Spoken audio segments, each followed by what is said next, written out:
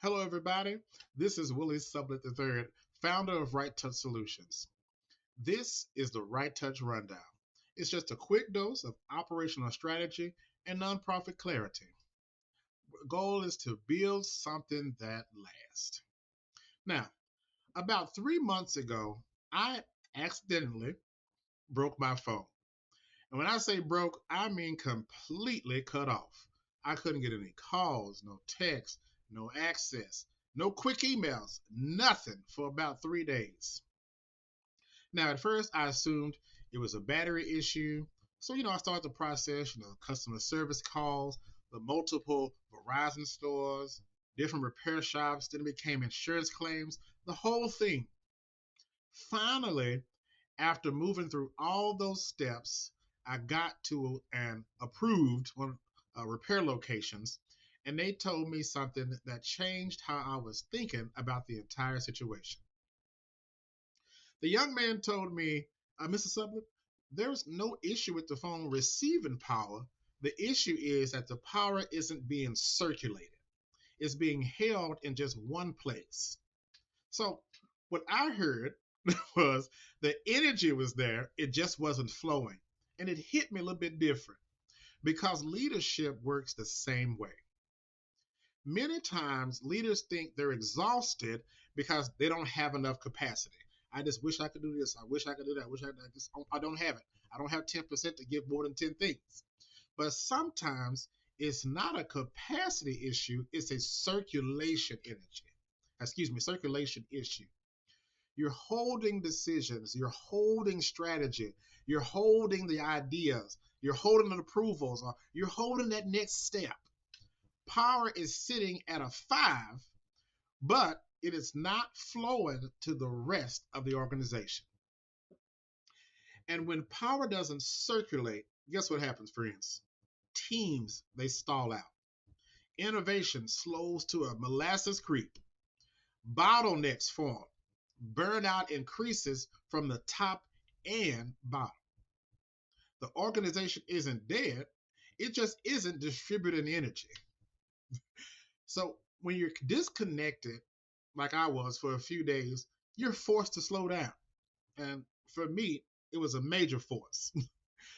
And what I realized was when you've been on mission, on for a long time, you don't always notice what you're holding.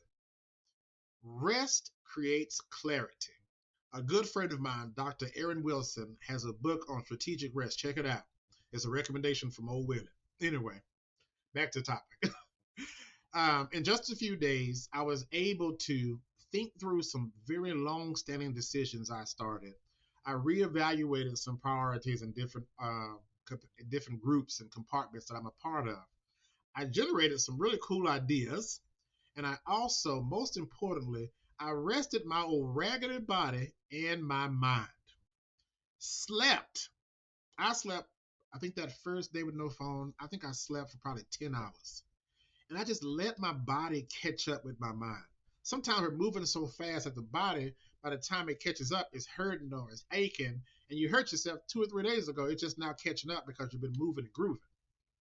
So sometimes the system doesn't need more power. It just needs to pause long enough to see where power is stuck. Now, let me add something very important, my friends. Some of you are holding on to things because you have to. You tried to delegate. You tried to release authority. And when you did, things dropped. Raindrops. Oranges coming out the sky. Huh? Cats and dogs, if you will. I understand that. But here's the simple truth. Temporarily holding is leadership. Permanent holding is control. And control does nothing but bottleneck. Even if the system isn't fully ready, consistently being the only distributor of energy, a little physics for you, I got some brain power, is not sustainable. At some point, you have to release something. Now, I'm not saying release it recklessly or with ill intention. I want you to do it. I want you to release, but I want you to do it with purpose. Release it. See what happens. It might get picked up. It might grow in someone else, or it might disappear into the ether altogether. And that tells you something too. Either way, you gain information, you gain that data. So if it disappears, that's data. If it gets mishandled, that's understanding and data. If it flourishes, that's development and growth, still data. But if you never release it, you never learn whether your system can sustain itself without you. In leadership that cannot survive your absence, that's just not a sustainable organization. You're going to get sick. You're going to need some rest. You're going to have your focus on something else. They has to be able to move forward. So here is your energy audit for the first week of June. 1. Where are decisions waiting on me unnecessarily? 2. What knowledge or authority have I not distributed clearly? 3. If I step away for 72 hours, what would completely freeze? That last one is very important, my leader friends. If everything stops when you stop, that power is not circulating. Healthy leadership is not about hoarding control, even if it's unintentional, because sometimes it is. You don't mean to. It's about intentionally creating flow. It's also about making sure to go back and make sure that flow is moving. That's the intentional part. Flow of authority, flow of information, flow of ownership, and flow of trust. Your organization may not need more talent. It may not even need more strategy.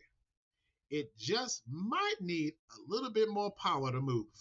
So this week, don't ask, do I have enough energy? Ask, is my energy flowing through the organization? All right, friends, that's your quick rundown for today. Thank you for tuning in as always. I greatly appreciate it. If this has helped you, share it with somebody who's building impact in the community. Don't you gatekeep, you know better. Follow for more weekly insights. And remember, my friends, mission moves best with structure. Watch that energy. Have a great one, friends.